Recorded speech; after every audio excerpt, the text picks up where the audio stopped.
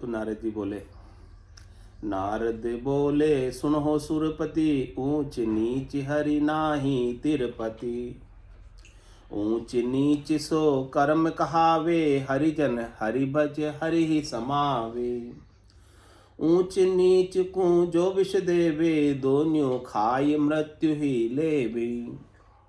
उन्हीं जू नौ को बैठा कोई, ऊंचरु नीच तिरे सो सोई।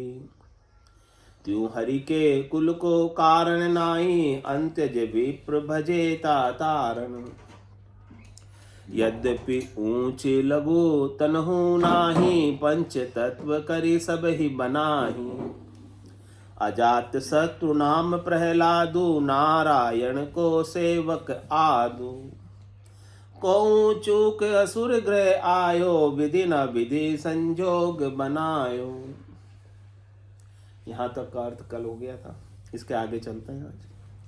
ब्राह्मण अंत्यज एक रस, कनक भिन्न नहीं होय। जन गोपाल जगदीश के, यूं कुल कारण नहीं कोई। हमारा दृष्टांत के द्वारा समझा रहे हैं कि ब्राह्मण से लगाकर अंत्यज तक, ब्राह्मण, क्षत्रिय, वैश्य और शूद्र, अंत्यज यानी शूद्र, सबसे नीचे टॉप से लगाकर बॉटम तक भगवान के लिए सब एक। जब भगवान के लिए एक है तो भगत के लिए अलग अलग होंगे? नहीं, क्योंकि भगवान और भगत में तो कोई अंतर होता ही नहीं। तो जो भगवान के लिए एक है तो भगत के लिए भी सब एक है। तो महाराज कह रहे हैं कि उसका कोई कारण नहीं है कि भगत क्यों आ गया असुर कुल में।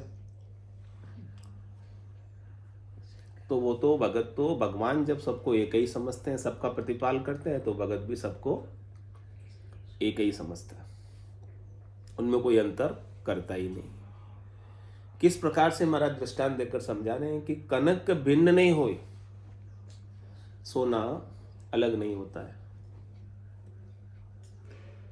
अंगूठी में भी वही सोना, चेन में भी वही सोना, बाजूबंद में भी, बोर में भी, सब में एक ही सोना। लेकिन आभूषण सबके, काम सबके, रूप सबके, आकार सबका, लेकिन उनमें सोना तो एक ही। तो आपकी दृष्टि किस पर होनी चाहिए?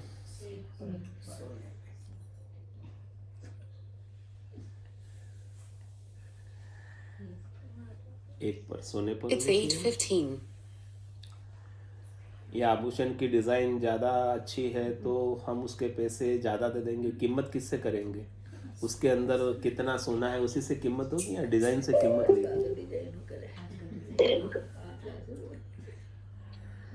हाँ, डिजाइन अच्छी है लेकिन उसमें सोना कुछ भी नहीं है तो नकली है। तो नकली की डिजाइन और अच्छी होती है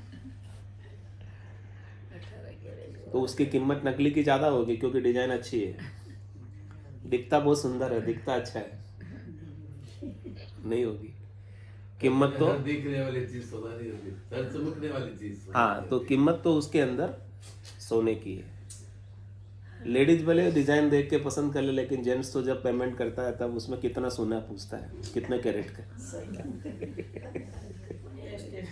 है, कि ये 24 कैरेट है कि 22 कैरेट है कि 18 कैरेट है, रोज गोल्ड है, क्या है, ये सब पूछता है और पूछ के फिर उसके हिसाब से पेमेंट करता है। गोल्ड में तत्व की मात्रा कम ज्यादा होती है, खोट की मात्रा और तत्व की मात्रा मिलाकर गोल्ड का कोई भी ज्वेलरी बना। वैसे ही अपन लोगों में भी तत्व की यही तो मात्रा चिंचड़ परसेंट ग्रंथि नहीं, है।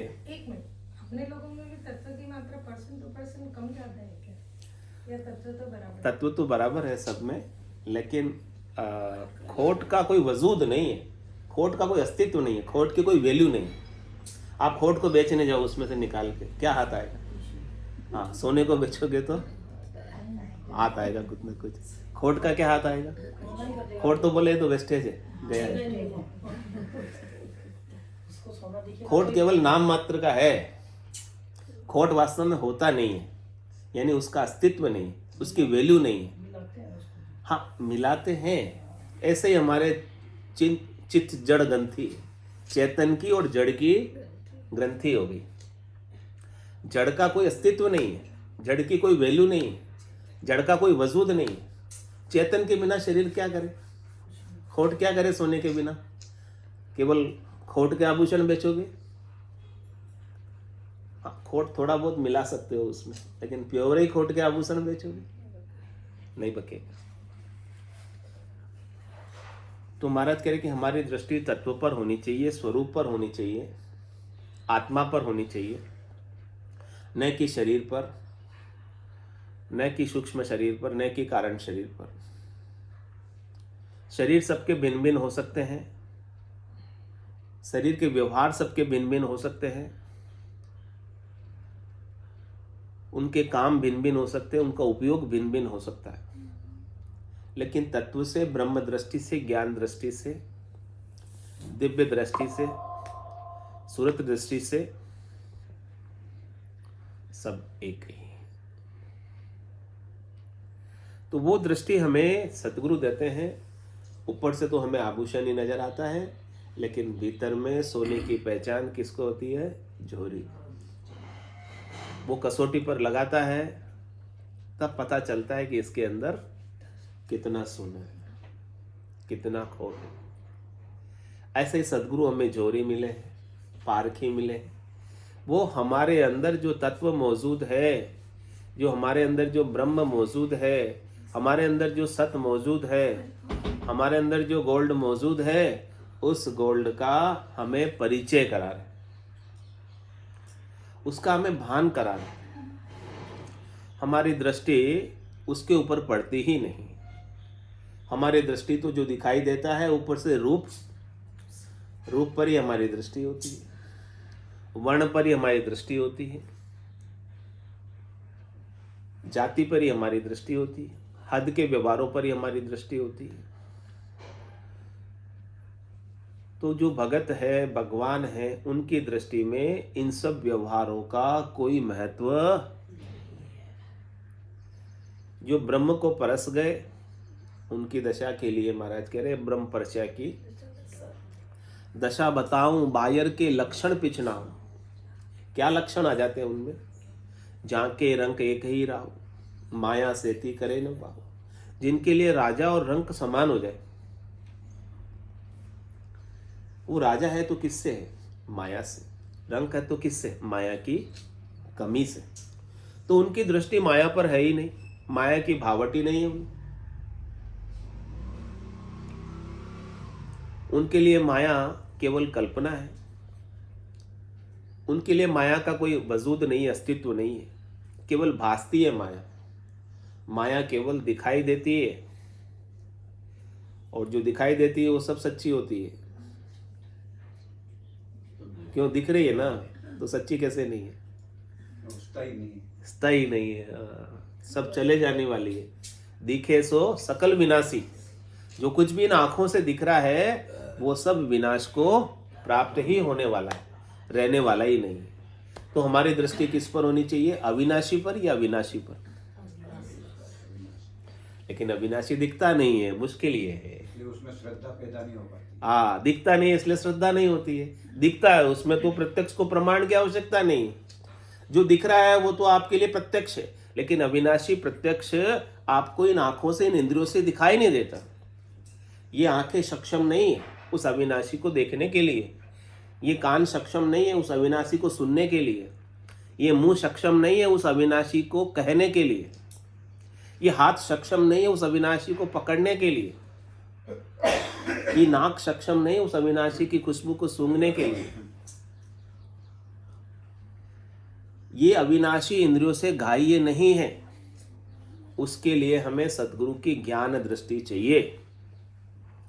जब तक सद्गुरु हमें ऐसी ज्ञान दृष्टि नहीं देते हैं तब तक हम अविनाशी से अपरिचित रहते हैं। हमारा परिचय अविनाशी से होता ही नहीं है सहज में।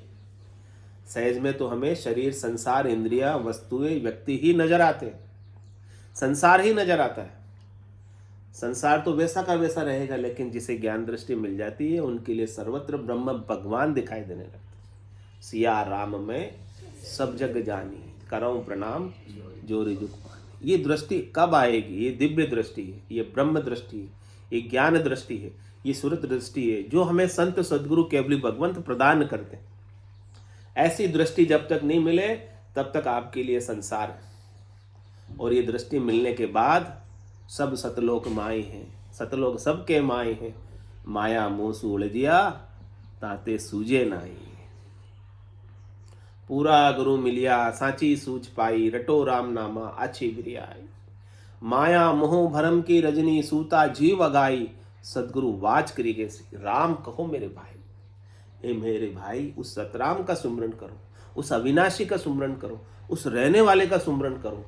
सृष्टि महाप्रलय में चली जाएगी, फिर से रचना में आ जाएगी, कितनी बार होगा ये, लेकिन वो रहने वाला वैसा का वैसा रहेगा। वो हमें दिखाई नहीं देता। माया सेती करे न भाव, जाके अंदर ब्रह्म रस बूठा।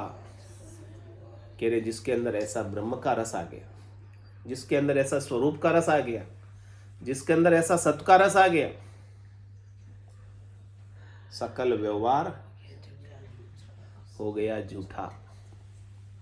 फिर उसके लिए संसार के व्यवहार दुख देने वाले नहीं रहेंगे। उसके लिए संसार के व्यवहार नाटक रूप हो जाएंगे।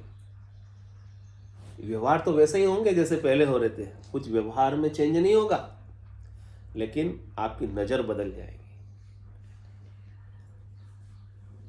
नजर को बदलना है, दृष्टि को बदलना है। जैसी दृष्टि वैसी सृष्टि। नजरें बदल गई तो नजारे बदल गए। किश्ती का रुख बदला तो किनारे बदल गए। आपको किनारा साहिल कौन सा चाहिए? परमात्मा का। अभी आपके पास, अभी आपने कौन से किनारे को पकड़ा हुआ है? कौन से साहिल को पकड़ा हुआ है? सांसारिक माया। संसार के साहिल को, संसार के किनारे को आपने अभी पकड़ा हुआ। सदगुरु आपकी किश्ती का रुख बदल रहे हैं, संसार से हटाकर परमात्मा की ओर मोड़ रहे हैं। तो जैसे ही आपका रुख बदल गया, आपका किनारा, आपका साहिल परमात्मा आपको मिल जाएगा। इतना ही काम है। तो माया सेती करे न भाव, जाके अंदर ब्रह्म रस बूठा, सकल व्यवहार हो गया झूठा। कनक कामिनी करे न नेहा, छक्या ब्रह्म रस रहे बिदे। महाराज कह रहे कि उसका नेह, उसका हेत, उसका मोह संसार से बना रहता है, तब तक वो दुखी रहता है। जग को हेत सकल दुखदायक, जहाँ संग सुख मत जानो, सुखदायक सत संगत जुग में, सतगुरु शरण पिछे। सद्य सुख लील बिलास आनंद चाहिए, जो सुख चाहे तू सदा, शरण राम की के नानक मेरे मना, ये दुर्लभ मानुष। सुख का सागर राम है, दुख का भंजनहार, राम चरण तजिए नहीं, भजिए बारंबार।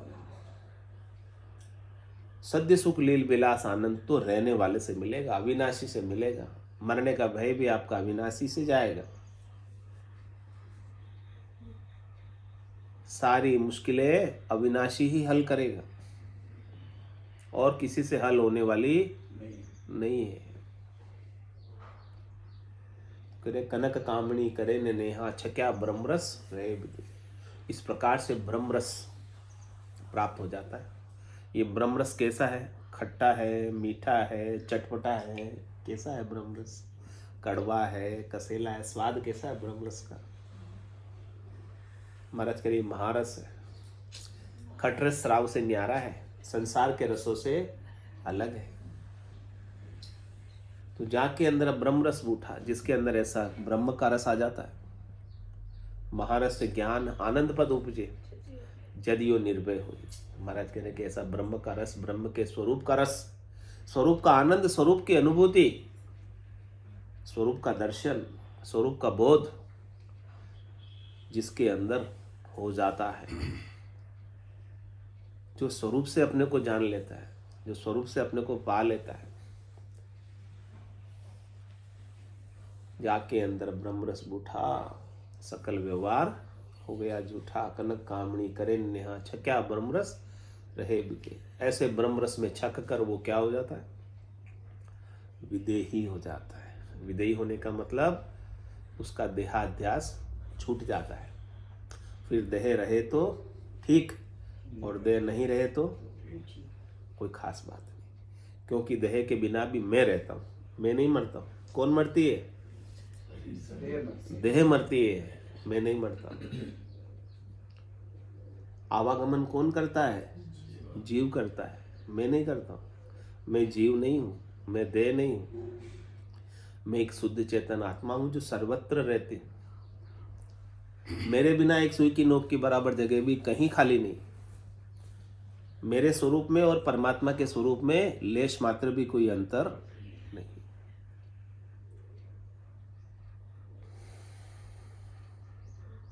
छक्या ब्रह्म रस रहे विदेहा, ऐसा विदेही हो जाता है।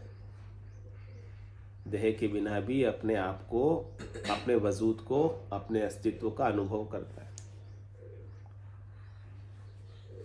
आप तो देह के बिना रह ही नहीं सकते। देह के बिना तो मर जाते हो ना, या जिंदा रहते हो देह के बिना? देह मरती है, देह मरती है, आप नहीं मरते हो। आत्मा तो वहीं की वहीं। वही रहती है। आत्मा कहीं आती है, कहीं जाती है। आत्मा कहीं आती जाती नहीं है, जीव आता जाता। आत्मा सर्वत्र विद्यमान रहती है। आत्मा न आती है और न जाती है, जीव आता जाता।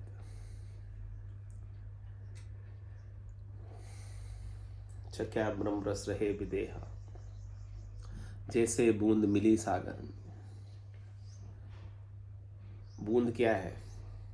पानी। सागर क्या है? पानी। पानी में क्या मिला? पानी। पानी संग पानी एकाकार हो गया। तो आत्मा भी पानी है और परमात्मा भी पानी है। पानी में पानी मिला, दूसरी चीज नहीं मिलती परमात्मा में। परमात्मा में परमात्मा ही मिलता है। लेकिन बूंद थी तब तक वो सीमित थी, और जैसे ही सागर में मिलने के बाद वो असीम हो गई, अनंत हो गई, अपार हो गई, अगाध हो गई। जैसे बूंद मिली सागर में, अब क्या करें? पकड़ सके क्या कोई? अब उसे कोई पकड़ सकता है? न्यारी कर सकता है परमात्मा से? अच्छा, जब तक वो बूंद थी, उस बूंद में कितना प्रतिशत पानी था? तो आप में कितने प्रतिशत परमात्मा है? परमात्मा तो उतना ही है। 100% पक्का? विश्वास मजबूत हो जाए। विश्वास ही तो नहीं होता। विश्वास नहीं हो रहा है। विश्वास नहीं होता। जैसे बूंद में 100% पानी है, पानी के सिवाय और कुछ भी नहीं है बूंद में। लेकिन बूंद ने अपनी सीमितता को खोया, अपने अहम को खोया, अपने गर्व को खोया, अपने गुमान को खोया, अपने अभिमान को खोया बूंद होने के। आप भी अपने जीव होने के, शरीर होने के अभिमान को खो दो ना। इसे क्यों पकड़े बैठे हो? अपने शरीर का नाम क्यों कराना चाहते हो? अपनी क्यों प्रसिद्धि कराना चाहते हो? अपने क्यों पूजित होना चाहते हो? अपने नाशी का क्यों अभिमान करते हो? नाशी चीजें जो आपने इकट्ठी कर रखी है उसी का ही तो अभिमान होता है। अविनाशी का अभिमान किसी को होता है क्या? कि मेरे को अविनाशी मिला है, इसका अभिमान हुआ किसी को आज दिन तक? अभिमान हमेशा होगा तो सीमित का होगा, असीम का कभी अभिमान होगा ही नहीं। और अभिमान जो भी होता है ना, वो सब कंपैरिजन से, तुलना में होता है। जो असीम हो गया वो किससे कंपेयर करेगा अपने आप को? फिर उसके असीम बचेगा ही नहीं। तुलना करने का फिर बचेगा ही नहीं। अतुलनीय हो जाएगा, असीम हो जाएगा, अनंत हो जाएगा, अपार हो जाएगा, अगाध हो जाएगा। लेकिन इसके लिए बूंद को, अपने वजूद को खोना पड़ना पड़ेगा। लेकिन आप अपने वजूद को खोना नहीं चाहते हो। आप अपने देहाध्यास को खोना नहीं चाहते हो। आप अपने जीवाध्यास को खोना नहीं चाहते हो। जब तक खोओगे नहीं इसे, तब तक पाओगे नहीं। पाए हुए को पाओगे नहीं जब तक खोओगे नहीं। बूंद 100% पानी होने के बावजूद भी सागर से अलग रहती है जब तक वो बूंद बनी रहती है। और जैसे ही वो अपने बूंद होने के अभिमान को खो देती है तो वो क्या हो जाती है? सागर हो जाती है। ऐसे ही आप परमात्मा हो जाओ। अपने अभिमान को खोकर, गर्व को खोकर, गुमान को खोकर अहंकार को खोकर, अपनी सीमितता को खोकर, अपने व्यष्टिपणे को खोकर,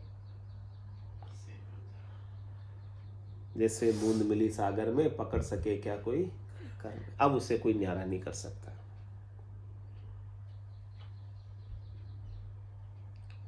जीव ब्रह्म मिल भया समाना, कि रे जीव जो है जब ब्रह्म में मिल जाता है तो क्या हो जाता है, ब्रह्म के समान ही हो जाता है। हाँ, आप ब्रह्म में और उसमें कोई अंतर रह नहीं जाता है। जीव ब्रह्म मिल भया समाना, और क्या करे, ब्रह्म मिलिया कर्म करे ना आना। अब जब वो ब्रह्म मिल जाता है तो उससे फिर अन्य कर्म अपने सुख के लिए, अपने स्वार्थ पूर्ति के लिए, अपने वजूद को बचाने के लिए, अपने अस्तित्व को बचाने के लिए कुछ करने की आवश्यकता नहीं रहती। ये चहन दर्शा बिना, महाराज कह रहे आपके अंदर ऐसे चहन जब तक नई दर्श में आ जाए, मत कोई छोड़ो ध्यान। आपको ध्यान की विधि बता रहे सतगुरु। किसका ध्यान करना है?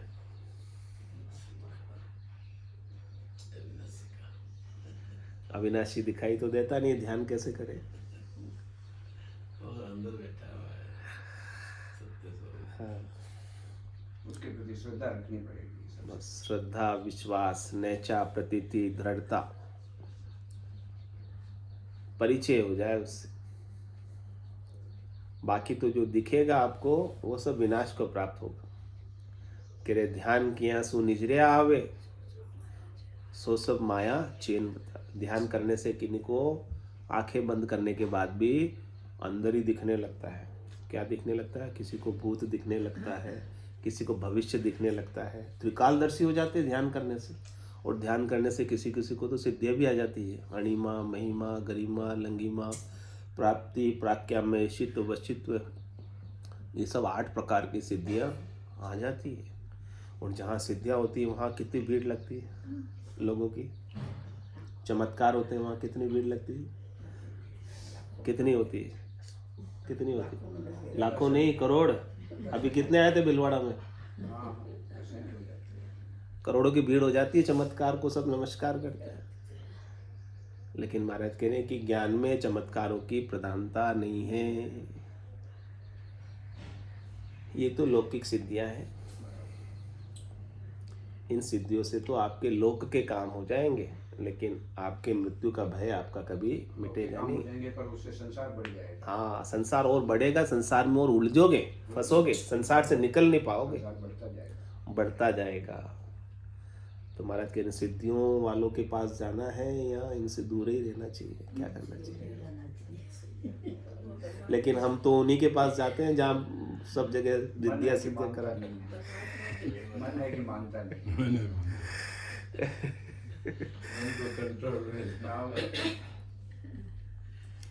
कितनी बार कहते हैं ज्योतिषी के पास नहीं जाना चाहिए, फिर भी 3, 4 साल, 5 साल का गैप लगा, फिर एक बार तो चल जाए।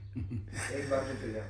तो महाराज कह रहे हैं ब्राह्मण अंत्य एक रस कनक बिन नहीं होई, जन गोपाल जगदीश के यूं कुल कारण नहीं कोई। इसलिए भगवान के भगत होकर प्रकट होने के लिए कोई कारण नहीं है। किसी भी कुल में आ सकते हैं भगवान भगत के रूप में।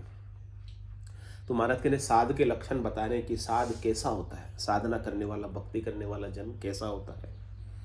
वो लक्षण सब साधना करने वाले, भक्ति करने वाले जनों में जो आज महाराज बता रहे हैं होने चाहिए। शांत शील कृपाल अद्रोही, ज्ञान विज्ञान विदेह विमोही, सारा सारम विवेक विचारे, शत्रु मित्र सम दृष्टि सारे, गौ ब्राह्मण संतन सुखदाई, परमात्म आत्मा समाई, पर दुख दुखी सुखी सुख पावे, ताहि ते हरि भगत कहावे, बहुत भांति करी की जो सेवा, तुमको रक्षक हुए है देवा, तब नमस्कार कर प्रदक्षिणा देनी, जब ही इंद्र विनती कीनी। साधना करने वाले, भक्ति करने वाले भक्त जनों के लक्षण बताए नारद जी ने कि शांत होते हैं, शील व्रत का पालन करते हैं, कृपालु होते हैं, दयालु होते हैं, बिना ही कारण सबके ऊपर कृपा करते रहते हैं। कृपा करके बदले में वो कुछ अपेक्षा नहीं रखते, कुछ चाहते नहीं, अपना मान भी नहीं चाहते, अपना सम्मान भी नहीं चाहते, पूजित होना भी नहीं चाहते, अपनी महिमा भी नहीं चाहते, अपनी सिफती भी नहीं चाहते। ऐसे साधना करने वाले जन होते हैं और अद्रोही होते हैं। उनका किसी के साथ कोई द्रोह होता ही नहीं, उनका किसी के साथ कोई मतभेद होता ही नहीं, उनका विचार किसी से मिले न मिले ऐसी कोई बात ही नहीं है।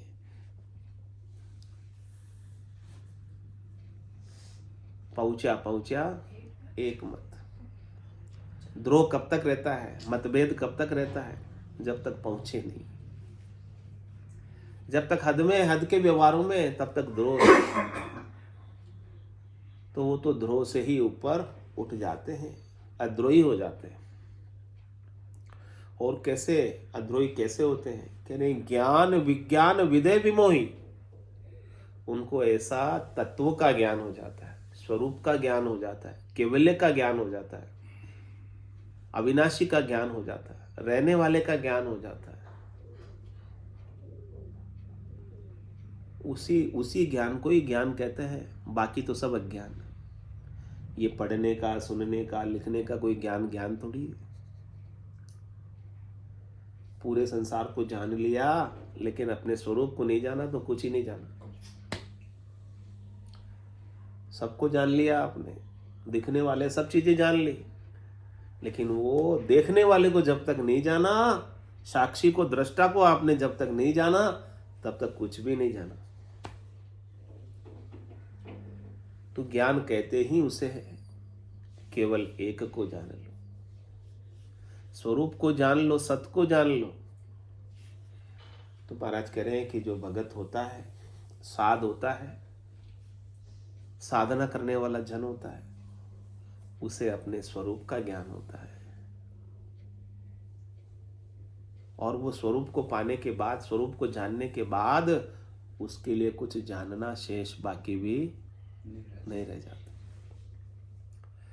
बाकी सब उसके लिए व्यर्थ हो जाता है, बाकी सब उसके लिए बेकार हो जाता है, बाकी सब उसके लिए किसी काम का नहीं रहता है, किसी प्रयोजन का नहीं रहता है, क्योंकि उसका किसी से कोई प्रयोजन है ही नहीं। उसका प्रयोजन है तो केवल और केवल अपने स्वरूप से, सत्य से। उसे अपने सुख के लिए कुछ करना ही नहीं। जिसने अपने स्वरूप को पा लिया, उसको अपनी मुक्ति के लिए भी कुछ नहीं करना है, उसको मोक्ष प्राप्ति के लिए भी कुछ नहीं करना है। क्योंकि मुक्ति मोक्ष करण साध्य नहीं है, करने से मिलने वाली नहीं है मुक्ति।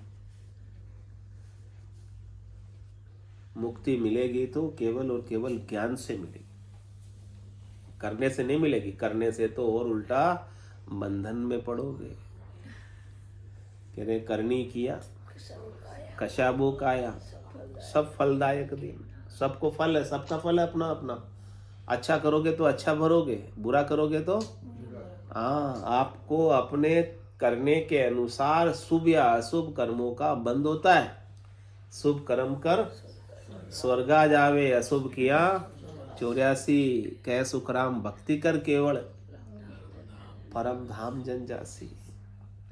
तो महाराज कह रहे हैं आपको केवल की भक्ति करनी है, स्वरूप की भक्ति करनी है, अविनाशी की भक्ति करनी है, सत्य की भक्ति करनी है। तो ऐसे ज्ञान को पाना है जो करनी और क्रिया में नहीं। ये गुण साधन थे नहीं होई, तुमरी कृपा पाई कोई। ये ज्ञान कैसे मिलेगा हमें? महाराज कह रहे ये ज्ञान आपको साधन करने से नहीं मिलेगा, सतगुरु की कृपा से मिलेगा, संतों की कृपा से मिलेगा, केवली भगवंतों की कृपा से मिलेगा।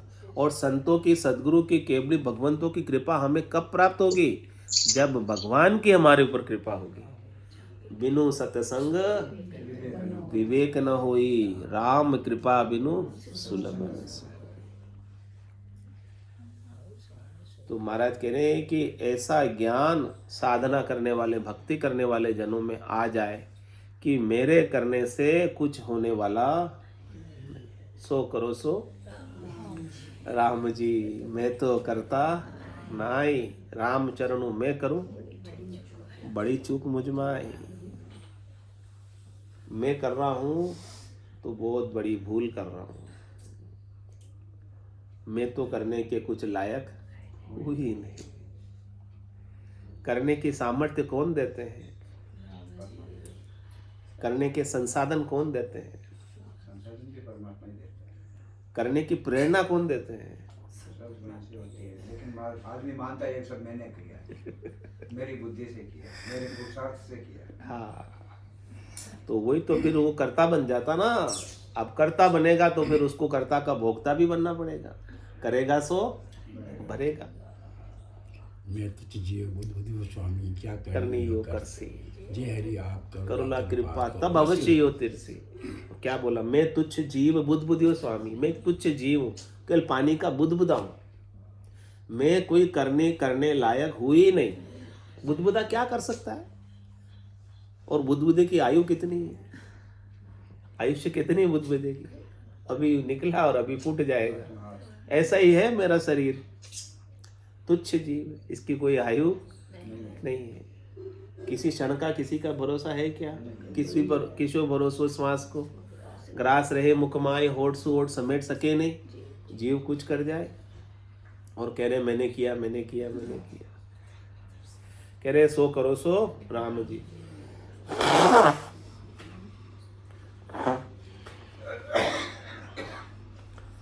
तो महाराज कह रहे हैं कि इस प्रकार से अहंकार शून्य होकर ज्ञान को प्राप्त कर लेते हैं। वही साध है वास्तव में, जिसे करने का भी अभिमान होता है, यहाँ साध होने का भी अभिमान हो जाता है, अच्छा होने का भी अभिमान हो जाता है।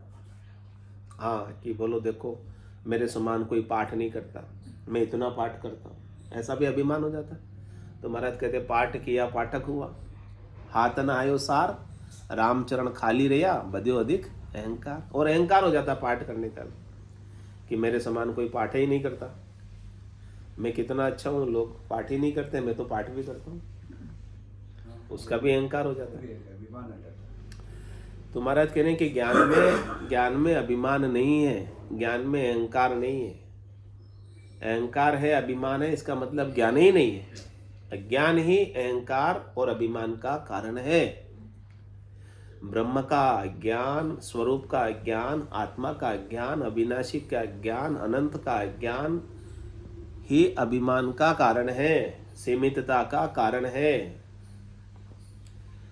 तो It's 8:45. ज्ञान विज्ञान विधेय विमोही, इस प्रकार से ज्ञान से वो विज्ञान को प्राप्त हो जाते हैं।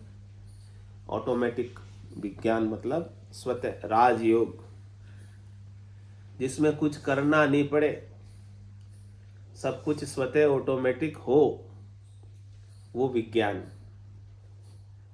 विज्ञान क्या करता है? आज का सब ऑटोमेशन कर रहा है ना विज्ञान।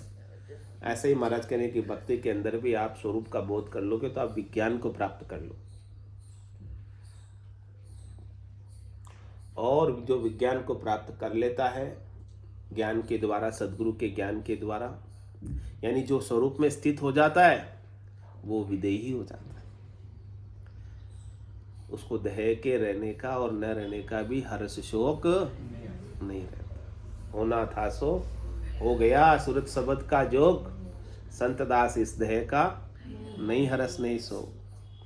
हमारी सुरता, हमारा ध्यान जब सदगुरु के दिए हुए शब्द में लग गई, सदगुरु ने बख्शिश किया हमें ऐसा शब्द, और ऐसा ब्रह्म का शब्द, तत्व का शब्द, सार शब्द, निजी शब्द, खास शब्द, मुख्य शब्द, अविनाशी शब्द सदगुरु ने हमें बख्शिश किया और हमारा ध्यान उस तरफ चला गया। सूरत और शब्द का हमारा मेल हो गया। बस ये एक बार हो जाए तो फिर इस देह का हरस और शोक नहीं रहेगा। तो ज्ञान विज्ञान विधेय विमोही, इस प्रकार से विदेही हो जाता है।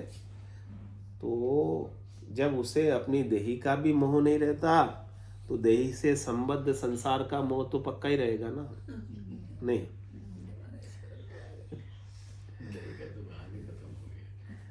जब अपनी खुद की देही का ही मोह नहीं तो संसार का संबंध आपका देही से है या आपकी आत्मा से है?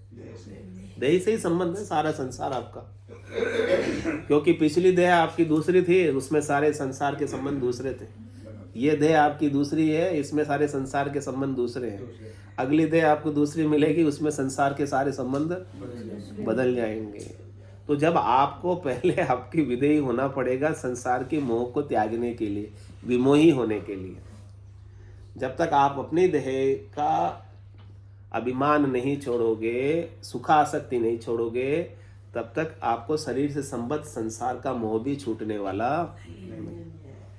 बोलो राम सद्गुरु देव जी महाराज ने, परम दयाल सद्गुरु सुखराम जी महाराज ने, धन्य हो अनंत श्री सद्गुरु सुखराम जी महाराज के ज्ञान सत्स्वरूप भगवान ने, धन्य हो केवली भगवंता ने, धन्य हो जीवा तारण जहाज ने, मोक्ष के मालिका ने, अनंत कोटि संतान ने, राम सभा में राम राम सा राम राम सा राम राम राम राम राम राम।